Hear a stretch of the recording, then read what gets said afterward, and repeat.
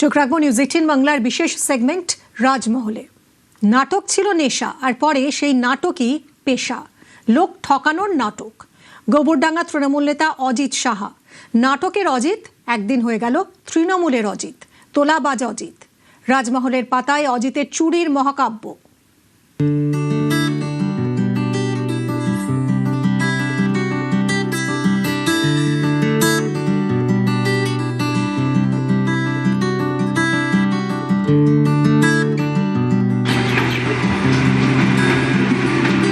গোবরডাঙ্গা মফস্বল শহর, ট্রেনের হুইসেলে আড়মোড়া ভাঙে এই শহর। স্টেশন ধারে চায়ের ঝুপড়ি দোকান, অফিস ফেরতা যাত্রীর বাড়ি ফেরার তাড়া, সরগরম বাজার। সবুজ খেতে চাষির মুখে হাসির ঝিলিক, ফসলের গান, অসংখ্য নাটকের দল, সংস্কৃতি কর্মীদের আন্দোলন, দিনবদলের স্বপ্ন, এসব নিয়ে ভালোই ছিল গোবরডাঙ্গা। ক্ষমতায় তৃণমূল, চেনা গোবরডাঙ্গা বদলাতে শুরু করলো। রাত বিরতে ভয়, ইপটিজিং, চেনা পাড়াই হঠাৎ অচেনা। সন্ধে নামার আগেই ভয়ের কুয়াশা। তৃণমূল কংগ্রেস ক্ষমতায় আসার পরে 2011 সাল থেকে এরা পুকুর ভরাট থেকে আরম্ভ করে মানুষের জোট করে জমি নেওয়া, এরা সবই করেছে এবং এটা দীর্ঘদিন ধরে চলছে। পঞ্চায়েত ভোটে এরা নানান রকম ভাবে ভোট লুট করতো। আপনারা যে কার্তুজ পেয়েছে, যে বন্দুক পেয়েছে, তার নিদর্শন এটা।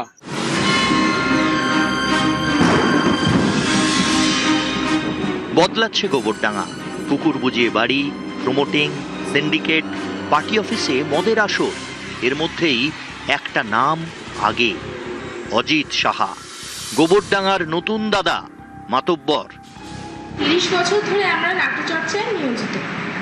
সেখানে 15 বছরের তৃণমূল সরকারের যে দুর্নীতি, সেটা সীমাহীনভাবে বেড়ে চলেছে। গোবরডাঙ্গায় অজিত সাহা এবং শঙ্কর দত্তের মতো লোকেরা গোবরডাঙ্গাটাকে একদম দুর্নীতির আখড়া বানিয়ে রেখেছিল। নেতা হওয়ার আগে অজিতের আরও একটা পরিচয় ছিল, নাট্যকর্মী, সাংস্কৃতিক কর্মী। ক্ষমতার ছোঁয়ায় সংস্কৃতি বদল, শিল্পী থেকে তোলাবাজ।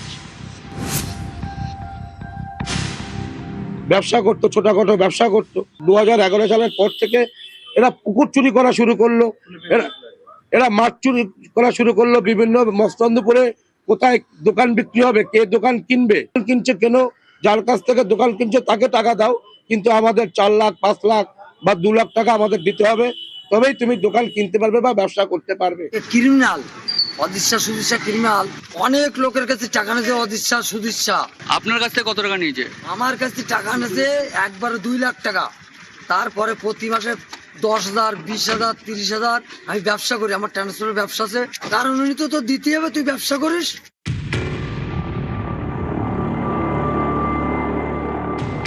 তৃণমূল জামানাতেই অজিতের বাড়বাড়ন্ত, একচেটিয়া প্রমোটিং, ভয় দেখিয়ে বাড়ি দখল, পুকুর বুঝিয়ে বাড়ি।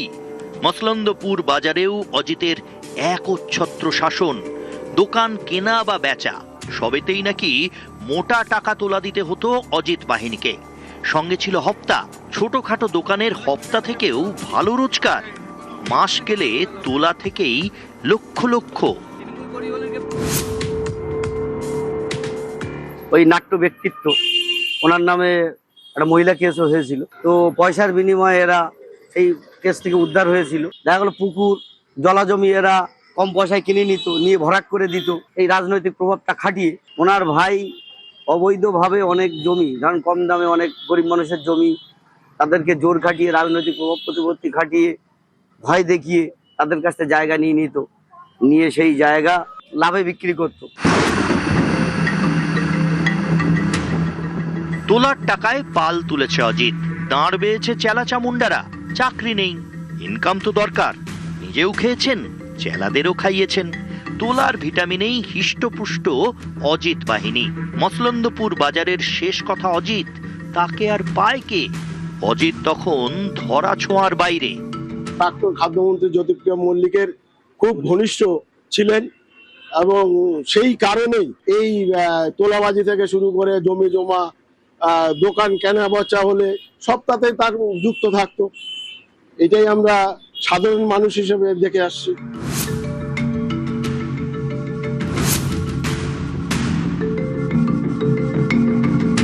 গোটা মসলন্দপুরে অজিতের তোলাবাজের চাষ, ফসলের টাকায় রাজপ্রাসাদ, অজিতের রাজমহল।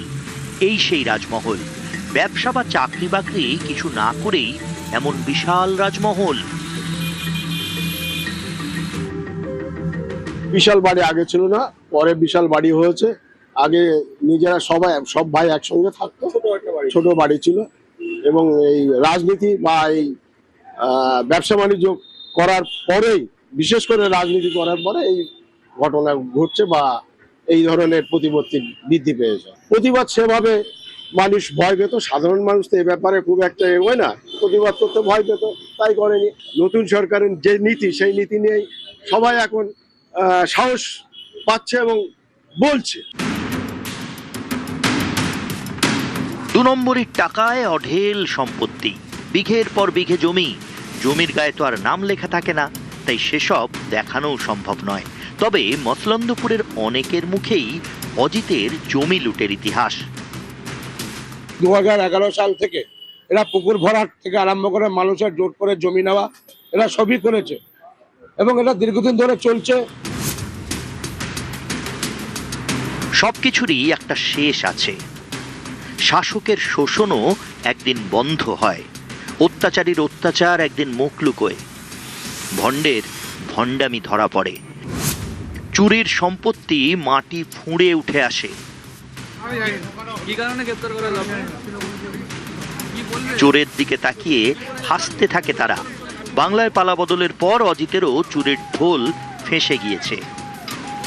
অজিতের ভাই সুজিত যেমন দাদা তেমনি ভাই, চোরে চোরে মাস্তুতো ভাই। বাংলায় পালাবদলের পর ক্ষমতায় বিজেপি, চোর ধরতে শুরু হয়েছে তল্লাশি।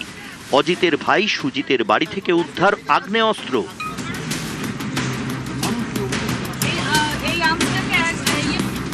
বাড়িতে টাকা আর পাহাড়। অজিত সুজিতের খেলা শেষ, দুজনেই শ্রীঘরে। জেলে যাওয়ার পর ফের সুজিতের জমিতে তল্লাশি, মাটি খুঁড়ে সন্ত্রাসের বাক্স, গুলি, পিস্তল, দামি মদের বোতল, এতদিন যা চাপা পড়েছিল সব সামনে। ওনার জমির এক কোনায় 3টে জিনিস পাওয়া গেছে, 3টে অস্ত্র, 3টে মেশিন, 2 নালা না কি বলে, যাই হোক ওটার নাম জানি না। আর কি কাঠ গুলি পাওয়া গেছে অনেক, 1 বাক্স। সন্ত্রাস অতীত, গোবরডাঙ্গা আবার পুরনো ছন্দে। ট্রেনের হুইসেলে আড়মোড়া ভেঙে দিন শুরু। সন্ধে নাটকের আসর, ট্রেন এগিয়ে যায়, সন্ত্রাসের স্মৃতি মুছে।